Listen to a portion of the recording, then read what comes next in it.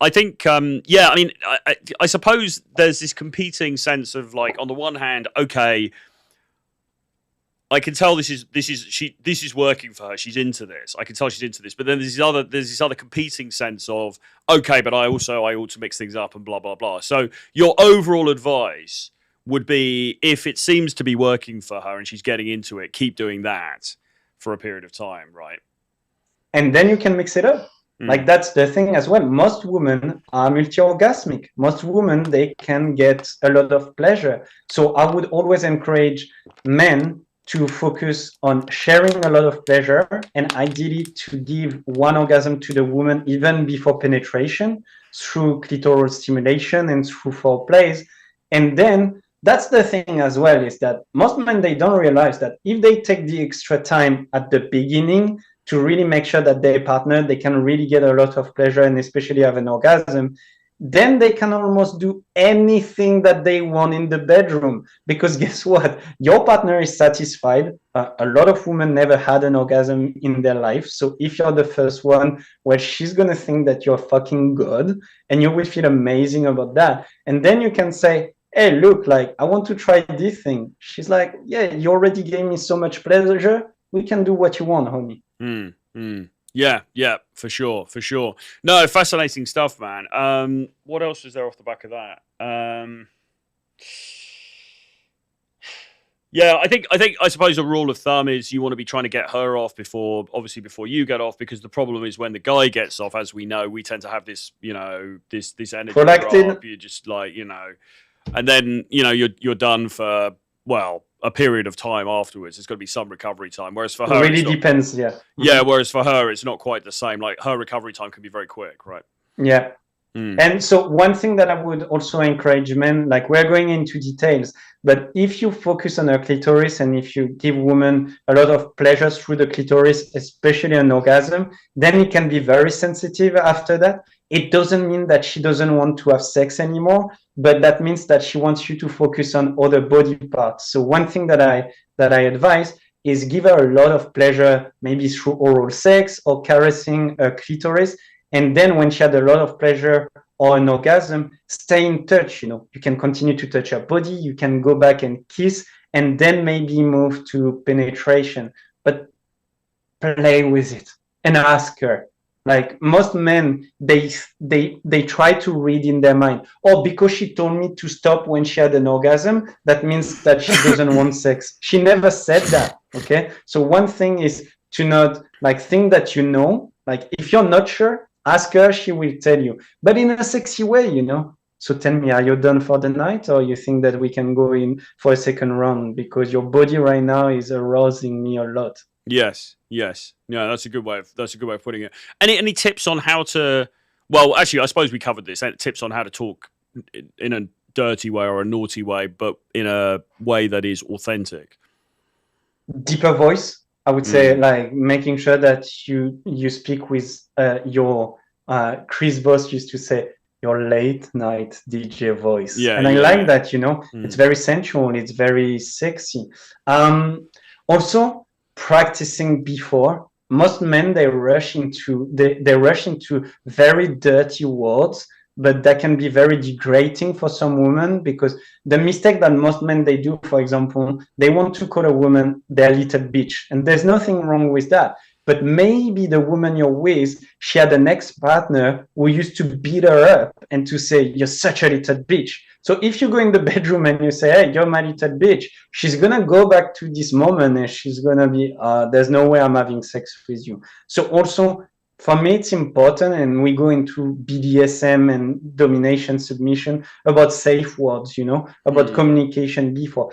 Is there any words that you don't want me to use? Is there a word that you really, really like to be called if I talk dirty to you? That's a great question to ask.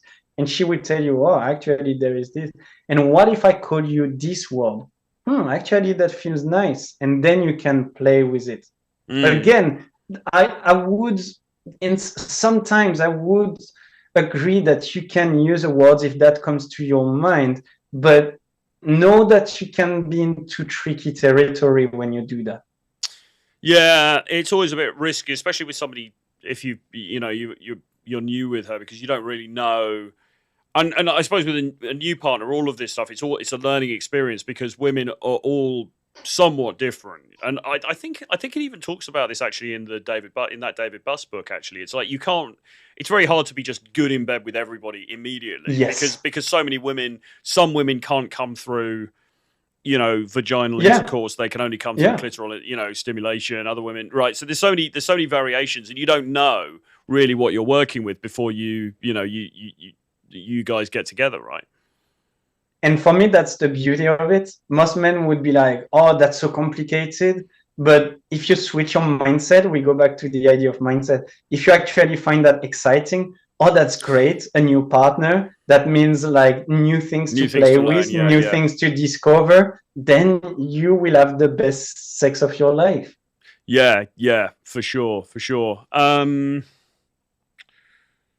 Yeah, I mean, there's so many different strands to this stuff, isn't there? And then, of course, you can get into the slightly more kinky stuff. BDSM, it's probably, it's a whole other. We could do a whole other show about that. So that's probably something for separate. But you can do 5 shows about that. Yeah. But you can certainly. I think what it seems to me that most women, if you bring in a little bit of that. It doesn't have to be in this hugely hardcore way, but if you bring in a little bit of that, most women, I think, quite enjoy that. So that could be a little bit of restraint, some handcuffs or putting a blindfold on her or, different sensory things like we talked about previously, a little bit of spanking. And we go back to, it's interesting because like one of the best advice I can give to men is read books that women really enjoy in terms of erotic literature, because if 50 Shades of Grey sold like dozens of millions of books, that means that most women, they're into that. Even if it's not that great, they're really into this. They want, again, feminine women, they want this polarity, they want to feel this strong masculine man. So read books, like read erotic literature, and then play with handcuffs, playing with restrainers. Yeah. I think something. Yeah, it's surprising how. I think, and here's another just general problem that I think guys have is that we look at the woman and she's really pretty and she's cute and we think, okay, right, she's a good girl, she's so innocent, she's so sweet, and actually, sorry, and actually the things. Then you find out the things she's into. She's like, oh my god, like my brain is. And if people read. My Secret Garden by Nancy Friday, for example. You've got all those female fantasies in there, some pretty crazy stuff. But I think it is, not being naive in that way, not like looking at her and assuming, because she's probably into, and again, no assumptions here. Obviously, it needs to be consensual. You need to find out, but she may well be into some kind of like slightly more rougher play than maybe you'd imagine. And secondly, she might be into some more just like kind of sleazy stuff than you'd imagine, public places or, like doing stuff at sex parties or just like crazy shit like that, we tend and to... Troy, like that's a really good point. I just want to share also when you were talking about like foreplay. Actually, foreplay, they start during the first approach. Foreplay, they start during the first date. When you talk about it, it's like when you can arouse her mentally and when you discover what she really likes. Maybe for the first date, you feel so open that she tells you, oh, you know what? I've never been taken in a church. I don't know why I say that, but I've never been taken in a church. And that's a craving of me. And I've been looking for a man to do that with. And you feel confident enough. Hey, do you want me to be your first? Also, being the first for something is very exciting for men. So that's why I always encourage men to say, what is something that you've always wanted to do, but you've never done with a man? And she will tell you a fantasy that she has. And if you're ready for it, you can be a first time for her. And that's very exciting and very pleasurable.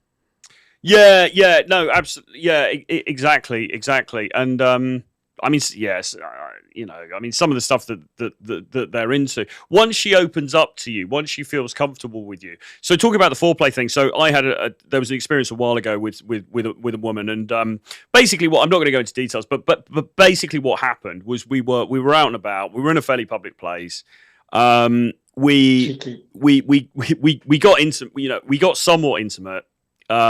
We weren't we weren't able to finish the job because it was this semi-public place, and et cetera, et cetera. So we kind of finished up there. Then we carried on, and we went for a drink or something like that, and then we went home. But the foreplay, and then when we were at home, then we have sex again. But then the sex was like really like off the charts, and the thing was, the foreplay had almost been building up throughout the afternoon because we'd had the bit here, and then we'd sort of stopped. I mean, we'd still been affectionate with each other, but and then it's like, right, but now we need to finish what happened before. So it's really interesting how that works, and how mental this stuff can be. And it's like, for men who can show a bit of restraint, that's also one of the sexiest thing for women. It's like when you're in a bar, for example, and you're in a dark corner and you start to touch her, or you lift her skirt and you play with her, and she expects you to go furthermore, and you say, no, not now. We're going to wait a bit. Like, I want you to think about all the things that I will do. Like, your experience was a perfect example that maybe you wanted to finish, but you couldn't. But in her mind, she was still like thinking about that, and it was building and cooking. So when you came home and you closed the door, she was completely ready to have this amazing sexual experience. Yeah, absolutely. Yeah. And again, I think it's mixing things up. I think it's being like risk taking a little bit, doing things in unusual places, or just keeping it varied. It's like anything else in life, isn't it? Really. And by the way, this is obviously true in a very long-term relationship, but equally even a fairly casual thing, right? You want to be doing the same thing, even for one night stand. I would say, like, if you are with a woman who is fairly experienced and you're a man who is just doing the missionary position back and forth, in and out, she's going to get bored in 2 minutes. So it's also important for you to learn maybe different positions or different practices or different things that you can tell her that will really arouse her, excite her, and give her pleasure. Would you, I mean, of course it's different for every woman, but do you have any particular sort of like key positions that you think guys should have in their back pocket, that are... Sure. Yeah. Sure, that's a good question. So missionary, but it's all going to be like the remix missionary, but with her legs up. Okay, so you take, actually that's a very dominant position where you make love to her like that, and you're holding her legs and you push her legs back towards her head. The same doggy style, but remix doggy style. You put her on her floor, but you put not on her hands but on her elbows, so her back is more bent. There's actually a better angle for you to hit the spots that we were talking about. Something very exciting for some women, it's the cowgirl position, but they are squatting. Okay, that's the same. There is like really deep penetration. Something that most men, they forget is that they have hands, and so they make love and they put their hands on the bed. Like, please, when you make love to a woman, put your hands on her body and touch her. You can play with her tits, you can play with her clit, you can play with her hips. That's so much more exciting for a woman to feel her whole body stimulated. But and there's also one which is called the cat, C-A-T position, which is really, really good for orgasm for most women. It's, you go missionary, but you put yourself a bit more up, and your pubic bone is against a clitoris, and rather than doing in and out, you rub. For most women, for them to be able to have an orgasm through penetration, it's more the action of rubbing rather than in and out, in and out. So it's more the fact of your, I don't know what you call it, the pubic bone is rubbing against sort of her clit or the top of her vagina. That's the thing that's going to get her off. And so, okay, that's interesting. Also, so Troy, like for some women, they would prefer that you take your cock and you rub it on her clit, and she will have an orgasm rather than you going in and out, in and out, in and out for half an hour and not having the right stimulation. So rubbing and playing like that with different parts is a go-to if you want to share a lot of pleasure. So with the cat, is it so how, I'm just trying to think it through, because I think I've done this, but I'm just trying to think how it works. So instead of, you said you're slightly higher up as far as your body's concerned. So is your cock, your cock is like your cock moving is less. angled. Yeah, your cock is angled and your pubic bone is rubbing against her clit. For the cats, think about you put yourself in a missionary position, but you go as up so that her head, she can kiss your neck. You know, usually like missionary, you're looking at her like eyes to eyes. But then if you go a bit like up like that, she can kiss your neck, and then it's the right angle. So then the cock is then with it right inside anyway, and it's not like that's coming out. It's more like this movement. It's more like exactly. This movement here. Yeah. Okay. And you're stimulating the G spot. You're stimulating the whole anterior part of the vagina, and you're stimulating the outside of the clitoris. And this is really, really exciting for some women. What about some women who don't like to have, or they find it uncomfortable to have fingers put inside too much? I mean, is it just you have to work with each woman depending on what she likes, what she doesn't like?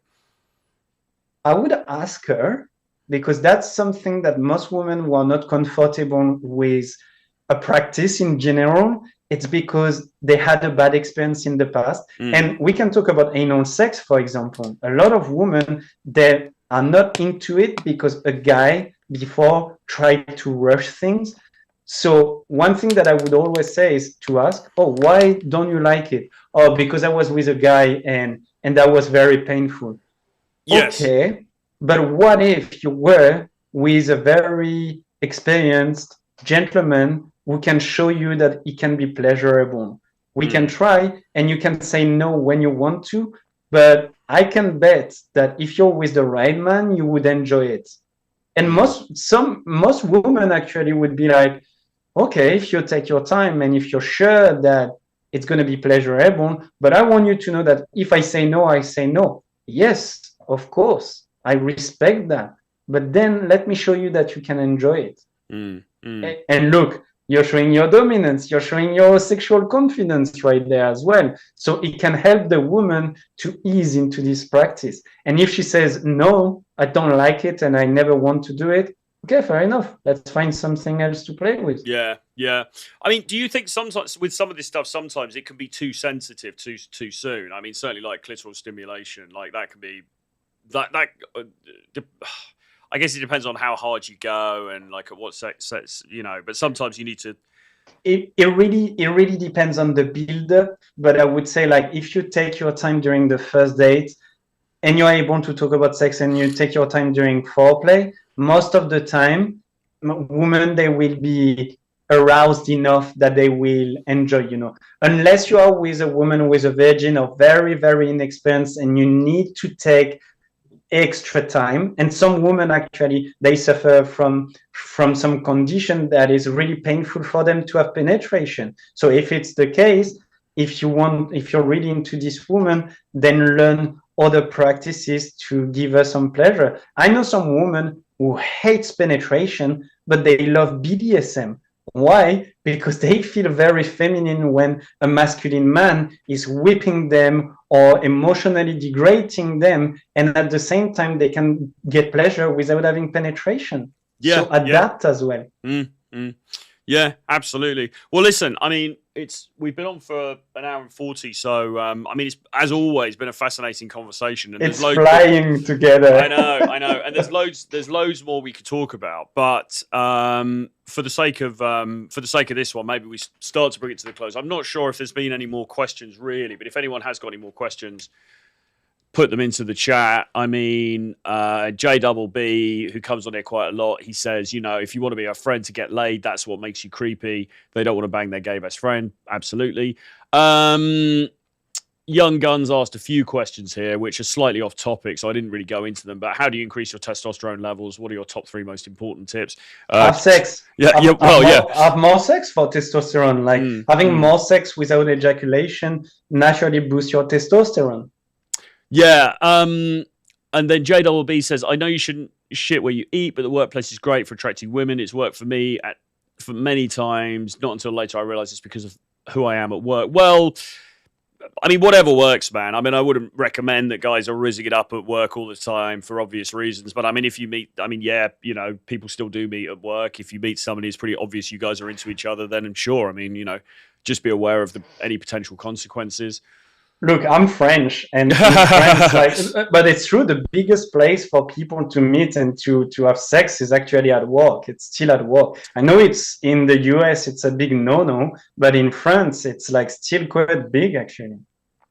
Yeah, I mean, I think it's less. I mean, well, it depends what you mean. I mean, I think I would imagine quite a few people still meet like sort of marriage partners and stuff like that at work, but it's because of just like the political culture of the Yeah, and all that. I think it's become a bit more of a thing because people are just worried about getting reported to HR and stuff. But I think the reality is, you're not. I wouldn't recommend using it as a place to go around and try to, like yeah, as a place to to do to game. conquer. But Yeah, but yeah, if you meet somebody there and clearly you guys have got a vibe together, you can say, hey, listen, we can. Why don't we meet for coffee one time and do it yeah. outside of the workplace? And you should be fine as long as you're not misreading the signals. But I wouldn't do it. I would do it when you're getting fairly clear signals. I wouldn't do it. Just go around chatting people up and try, because then you can land yourself in trouble. Totally Um, agree. But one thing I want to add on that note, Troy, and you know my position on that. The problem is that if we say, oh, you can't do it at work, some people, they say you can't do it in the street, that's sexual harassment. You can't do it in bars, that's sexual harassment. Well, where do you want to meet people actually? Do we have to have a room when we write down, okay, I'm open to talk about sex, or I'm open to meet some people? No, you want to be a real human being with real human social connections. So for me, there's no like no-go zone in terms of dating and talking about sex. Be mm, aware of it, be mindful, be conscious. But for me, you can do whatever you want.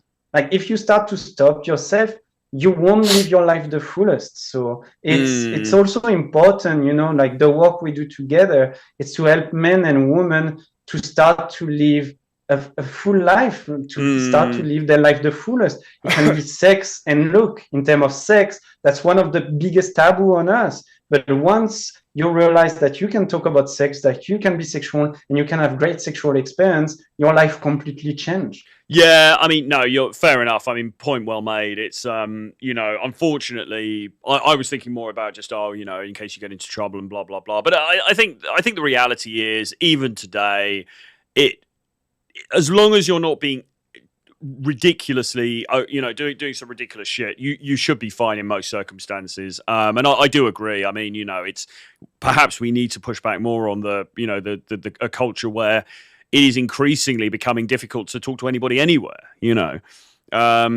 Which is ridiculous, because then you hear Chris Williamson giving a stat. I think it was something like 86% of women say they wish they were approached more. So, well, how does it add up then? And Um, at the same time, more than like 30 to 50% of men under 30, they didn't have sex for the last year. yeah, So like you hear like, oh, you should do more babies, but then, oh, you shouldn't approach women. Well, the math doesn't add up right now. yeah. It really doesn't. And I mean, these are the wider problems that we've built up in society, because there's this idea of like safetyism, where nobody can ever feel at all uncomfortable at any point. Otherwise, it's this complete disaster. So therefore, you can never go and talk to a woman in case she feels slightly uncomfortable as a result of that. Which is okay. That's one side of it. But the other side of it is that it means that it's harder and harder for people to meet organically. And now we're having, Yeah.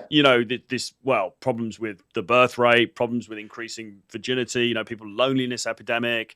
There's Yeah. so many societal issues that are sort of coming about downstream of that. So, yeah, I mean, we're not going to solve it in this on this live stream, unfortunately. But I mean, But we can help people to be conscious about it and to actually accept the fact that if they are natural and if they're not scared about expressing themselves, their authenticity and their sexuality, they will live a great life. I think being authentic and being straightforward and being,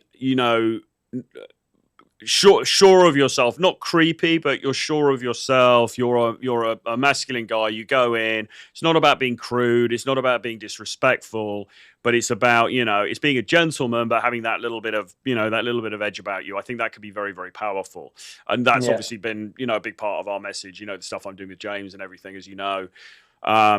Over the last year or so. And yeah, no, 100%, man. I mean, I think things are tricky out there, but I don't think it's as bad also as people think online. I think in the real world, people still want to socialize, still want to meet new people, and And look, like Troy, we've helped many men as well to liberate themselves and to realize that the world wasn't so scary. And when actually you're able to be authentic, when you're able to talk and to approach women and to connect and to talk about sex and to have fun, life is so much better. And that you go from a place of scarcity to a life of abundance.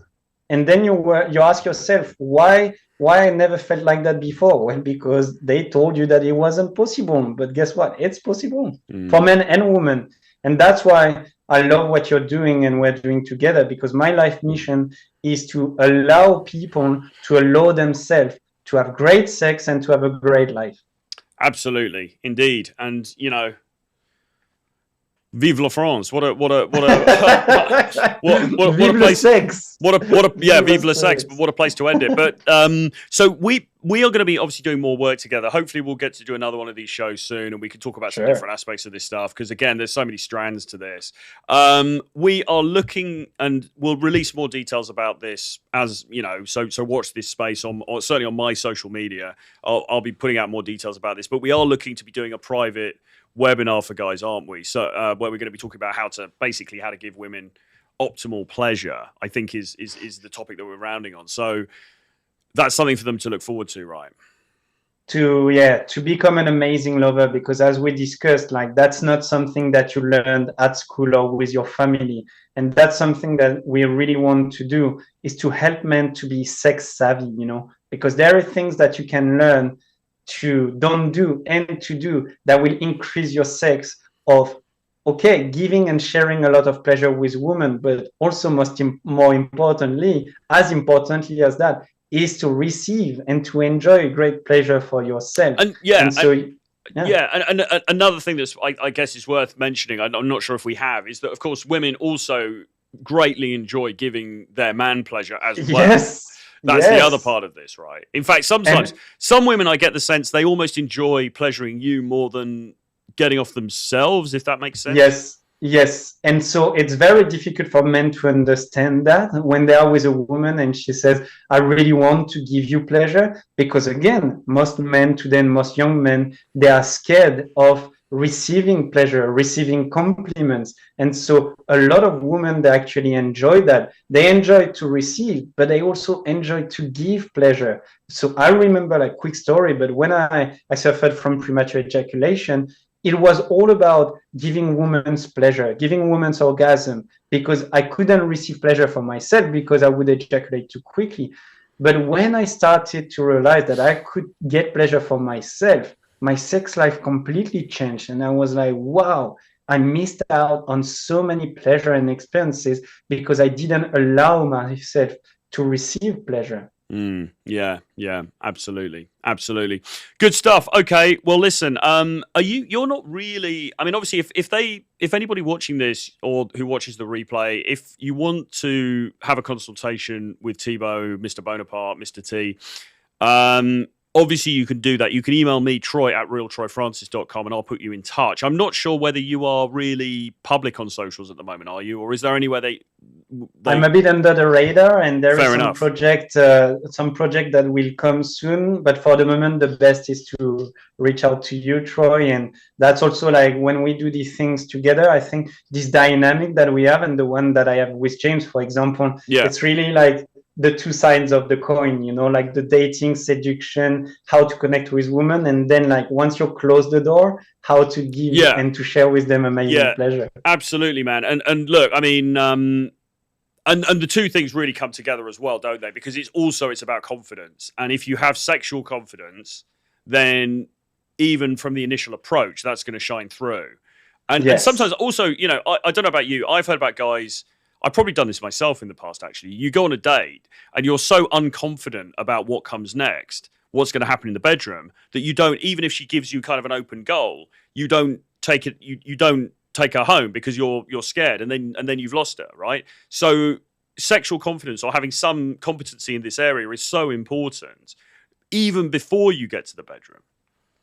And so, totally agree. And that's why also like the project that we have together about teaching men how to be really good in the bedroom, it's a key component of being confident approaching women, because most men, they do the mistake, they learn about game or seduction, but once they, okay, like now the woman is okay, let's go home now, and they're like, oh my god, what do I do, I don't know what to do in the bedroom. But if you learn first what to do in the bedroom to be a great lover, then it's much more easier for you to learn the game or to learn how to seduce women, because you know that you can take them from the first approach to the first date to in your bedroom. Absolutely. Absolutely. Anyway, with that being said, thank you ever so much for joining us. It's been a fantastic show as always. And always a pleasure, Troy. Indeed, absolutely, sir. And thank you for staying up late. It's almost 10 p.m. Although I know you French guys, you're probably the party's only just gonna beginning. Get some wine. Yeah. The party's only just beginning for you. But thanks very much for joining, and we'll do another one of these soon. And yeah, if people watch this space, watch my socials, we'll be explaining how guys can get involved when we do the private class, and all the benefits they'll get from that, and we'll take it from there. Thank you very much, Troy. And to everybody, have sex. Sex is beautiful. Sex is amazing. And it is your birthright. Absolutely. Great sex is your birthright. That's your mantra, isn't it? Yes. Good stuff, man. All right. Thanks very much. We'll speak soon. All right. Cheers. Bye-bye. Okay, well, there we go. So hopefully you got a lot out of that. Great show with Thibaut. He's a great guy. He really knows what he's talking about as far as all of that bedroom stuff is concerned. So we'll be getting him back in again soon to answer more of your questions. Thank you for joining me live. If you're watching this on the replay, thank you for watching it, of course. And please do give me a like on the way out. Subscribe to the channel, hit notifications, and if you think this could help anybody out, you got friends or you got people that you know, and maybe they're suffering with a lack of confidence in this area, please share this with them, and put it on your socials as well. That would be really helpful to grow the channel and also to get the information out there. Anyway, with all that being said, thanks very much everybody for joining, and I will see you again very soon. Bye-bye.